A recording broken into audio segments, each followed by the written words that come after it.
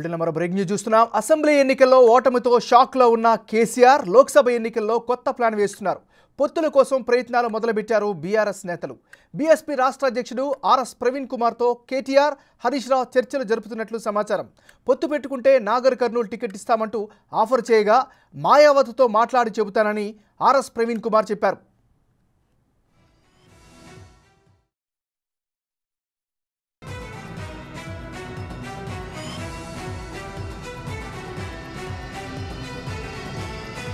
కేసీఆర్ పాలనకు వ్యతిరేకంగా వీఆర్ఎస్ తీసుకుని బీఎస్పీలో జాయిన్ అయ్యారు ప్రవీణ్ కుమార్.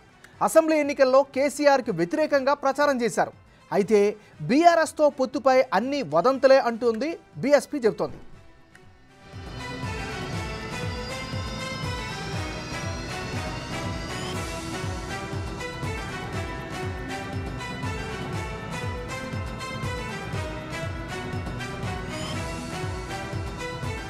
బులెటిన్లో మనం బ్రేకింగ్ న్యూస్ చూస్తున్నాం. అసెంబ్లీ ఎన్నికల్లో ఓటమితో షాక్లో ఉన్న కేసీఆర్ లోక్సభ ఎన్నికల్లో కొత్త ప్లాన్ వేస్తున్నారు.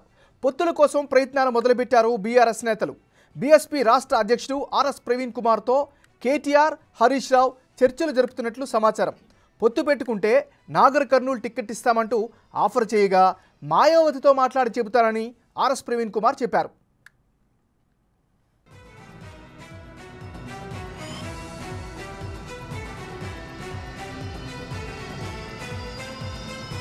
గతాన్ని కనుక ఒకసారి పరిశీలిస్తే కేసీఆర్ పాలనకు వ్యతిరేకంగా వీఆర్ఎస్ తీసుకుని బీఎస్పీలో చేరారు ప్రవీణ్ కుమార్. అసెంబ్లీ ఎన్నికల్లో కేసీఆర్కు వ్యతిరేకంగా ప్రచారం చేశారు. అయితే బీఆర్ఎస్తో పొత్తుపై అన్ని వదంతులే అని చెప్తోంది ప్రస్తుతానికైతే బీఎస్పీ.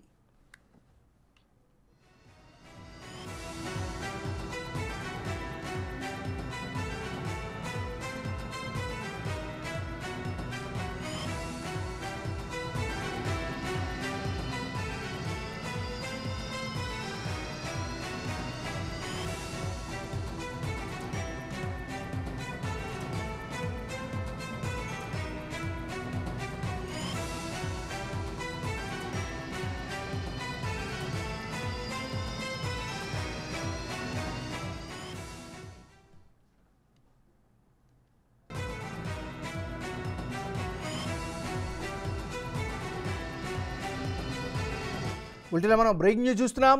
అసెంబ్లీ ఎన్నికల్లో ఓటమితో షాక్లో ఉన్న కేసీఆర్ లోక్సభ ఎన్నికల్లో కొత్త ప్లాన్ వేస్తున్నారు. పొత్తుల కోసం ప్రయత్నాలు మొదలుపెట్టారు బీఆర్ఎస్ నేతలు. బీఎస్పీ రాష్ట్ర అధ్యక్షుడు ఆర్ఎస్ ప్రవీణ్ కుమార్తో కేటీఆర్, హరీష్ రావు చర్చలు జరుపుతున్నట్లు సమాచారం. రైట్గా ఇదే అంశానికి సంబంధించి మరింత తాజా సమాచారం అందించేందుకు మా రిపోర్టర్ సైదులు లైవ్లో సిద్ధంగా ఉన్నారు. సైదులు, చెప్పండి, ఇప్పటి వరకు ఉన్నటువంటి అప్డేట్స్ ఏంటి? ఈ సంఘటనకు సంబంధించినటువంటి పూర్వాపరాలేంటి?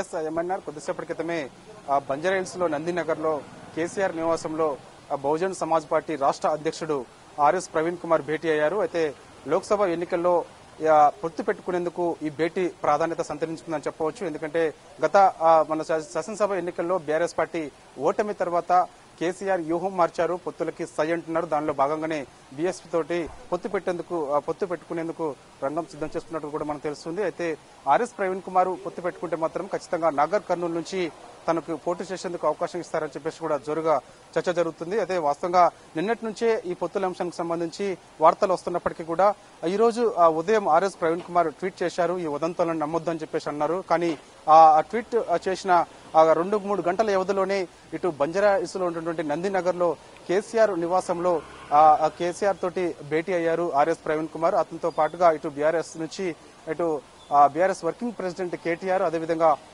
సిద్దిపేట ఎమ్మెల్యేగా ఉన్నటువంటి హరీష్ రావు కూడా ఈ భేటీలో ఉన్నట్టు కూడా మనకు సమాచారం అవుతుంది. ప్రస్తుతం అయితే మనం నందినగర్ లోనే ఉన్నాము, ఇంకా భేటీ కొనసాగుతూనే ఉన్నది. అయితే వాస్తవంగా బీఎస్పీ ఖచ్చితంగా బీఆర్ఎస్ లో విలీనం అవుతుందా, లేదంటే ఓన్లీ ఈ లోక్సభ ఎన్నికల్లో పొత్తు వరకే పరిమితం అవుతుందా అనేది కూడా కొంత ఆసక్తిగా మారిందని చెప్పవచ్చు. ఎందుకంటే పొత్తుకు సంబంధించిన అంశానికి మాత్రం ఖచ్చితంగా ఇటు మాయావతి తోటి మాట్లాడిన తర్వాతనే నిర్ణయం తీసుకుంటారని చెప్పేసి కూడా ఆర్ఎస్ ప్రవీణ్ కుమార్ సంబంధించినటువంటి అనుచరులు మాత్రం చెప్తున్న పరిస్థితి కనిపిస్తుంది. కానీ విలీనానికి మాత్రం వచ్చే మాత్రం ఈ విలీనానికి సంబంధించి కూడా ఒకవేళ విలీనం బీఎస్పీ బీఆర్ఎస్ లో విలీనం అయితే కూడా అదే విషయాన్ని కూడా ఖచ్చితంగా మళ్ళా మాయావతితోనే చర్చించిన తర్వాతనే నిర్ణయం తీసుకుంటారని అంటున్నారు.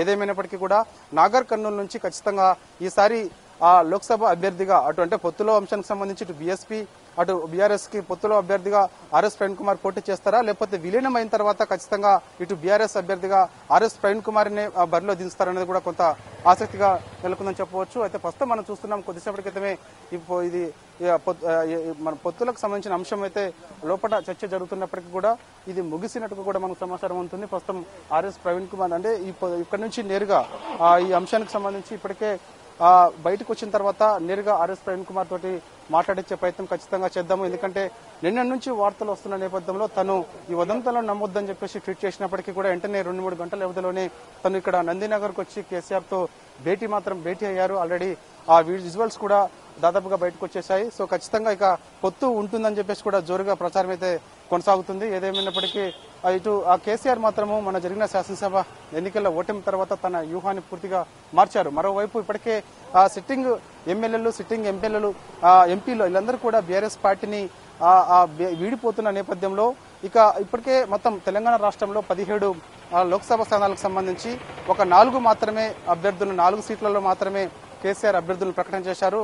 అంటే ఖమ్మం నుంచి సిట్టింగ్ ఎంపీగా ఉన్నటువంటి నామా నాగేశ్వరరావుకి మరోసారి అవకాశం కల్పించారు. మహబూబాద్ నుంచి సిట్టింగ్ ఎంపీగా ఉన్నటువంటి కవితకు మరోసారి అవకాశం కల్పించారు. అయితే వాస్తవంగా ఖమ్మం నుంచి కూడా నామా నాగేశ్వరరావు కొంత విముఖత చూపుతున్నట్టు కూడా మనకు సమాచారం ఉంటుంది. అదేవిధంగా చేవెళ్ల వాస్తవంగా జనవరి 3 నుంచి జనవరి 26 వరకు కూడా ఆ తెలంగాణ భవన్లో వరుస సమీక్ష సమావేశాలు జరిగినప్పుడు ఆ సమీక్ష సమావేశాల్లో మొదటిగా చేవెళ్ల పార్లమెంట్ నియోజకవర్గ సమీక్ష సమావేశం జరిగినప్పుడు అప్పుడే వెంటనే సాయంత్రం కల్లా మన చేవెళ్ల ఈసారి సిట్టింగ్ అభ్యర్థి రంజిత్ రెడ్డి పోటీ చేస్తారని చెప్పేసి కూడా చెప్పడం జరిగింది. కానీ తీరా నిన్న చూస్తే మాత్రము చేవెళ్ల నుంచి సిట్టింగ్ అభ్యర్థి రంజిత్ రెడ్డి బరిలో లేరు అని చెప్పేసి కూడా తెలుస్తుంది. ఏదైనప్పటికీ చూడాలి మరి ఈ రోజు అంటే రాజకీయాలు మాత్రము గంటకి మొత్తం చేంజ్ అవుతున్న పరిస్థితి అయితే కనిపిస్తుంది. ఏదైనప్పటికీ మాత్రం ప్రస్తుతం అయితే నందినగర్ లో మాత్రం ఇటు ఆర్ఎస్ ప్రవీణ్ కుమార్, అదేవిధంగా కేసీఆర్, హరీష్ రావు, కేటీఆర్ వీళ్ళందరూ కూడా భేటీ అయ్యారు. ఖచ్చితంగా లోక్సభ ఎన్నికలు దగ్గర పడుతున్న వేళ ఈ భేటీ మాత్రం ఖచ్చితంగా పొత్తు అంశానికి ప్రాధాన్యత సంతరించిందని చెప్పవచ్చు.